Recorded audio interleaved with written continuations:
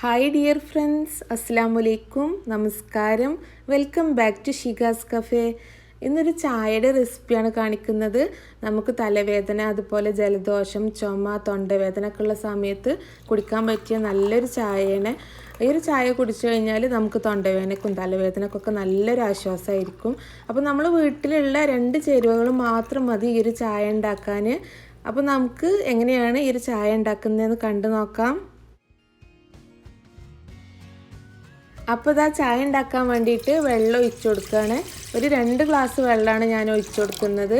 ഇനി ഇതിലേക്ക് ഞാൻ ചേർത്ത് കൊടുക്കുന്നത് ഒരു 3 ഏലക്കായും ഒരു ചെറിയ പീസ് ഇഞ്ചിയും കൂടിയാണ്.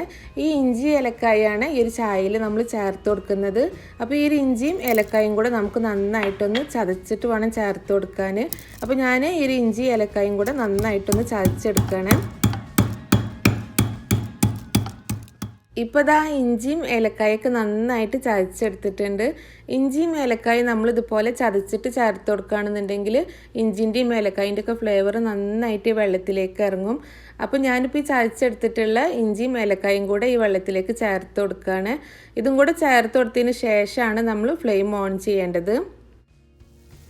ഇപ്പോൾ ഇതാ വെള്ളം നന്നായിട്ട് തിളച്ച് വരുന്നുണ്ട്. ഇത് നന്നായിട്ട് തിളക്കണം. നന്നായി തിളച്ചതിന് ശേഷം നമ്മൾ 1 മിനിറ്റും കൂടെ ലോ ഫ്ലെയിമിലേക്ക് മാറ്റിയിട്ട് നന്നായിട്ട് തിളപ്പിച്ചെടുക്കണം. അപ്പോഴേ ഈ ഇഞ്ചിൻ്റെയും ഏലക്കായിൻ്റെ ഒക്കെ ഫ്ലേവർ നന്നായിട്ട് വെള്ളത്തിലേക്ക് ഇറങ്ങുള്ളൂ.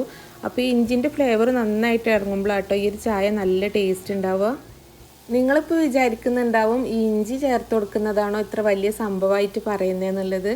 അപ്പോൾ നമ്മളൊരു പ്രാവശ്യം ഇതുപോലെ ഇഞ്ചിയൊക്കെ ചേർത്ത് കൊടുത്തിട്ട് ചായ ഉണ്ടാക്കി കുടിച്ചു നോക്കണം. നമുക്കിതുപോലെ തലവേദനയൊക്കെ ഉള്ള സമയത്ത് എനിക്ക് നല്ല ആശ്വാസമാണ്. തൊണ്ടവേദനയും തലവേദനയൊക്കെ ഉള്ള സമയത്ത് ഈ ഒരു ചായ ഉണ്ടാക്കി കുടിക്കുമ്പോൾ.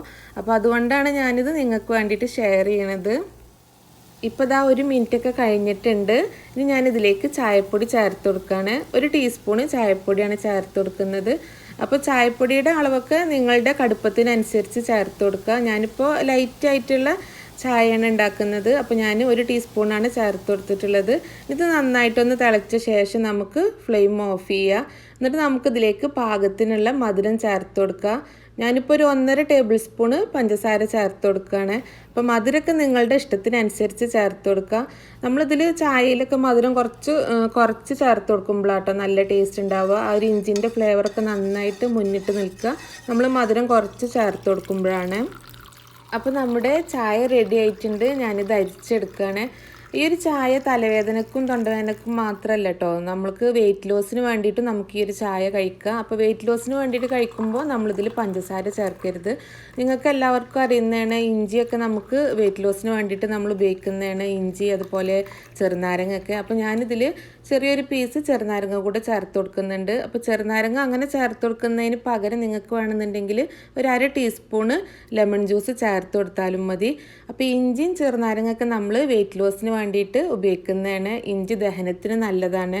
നമ്മൾ ഹെവി ആയിട്ടുള്ള ഫുഡൊക്കെ കഴിച്ച ശേഷം ഇതുപോലെ ഒരു ജിഞ്ചർ ടീ ഉണ്ടാക്കി കുടിക്കുകയാണെന്നുണ്ടെങ്കിൽ നല്ല ആശ്വാസമായിരിക്കും.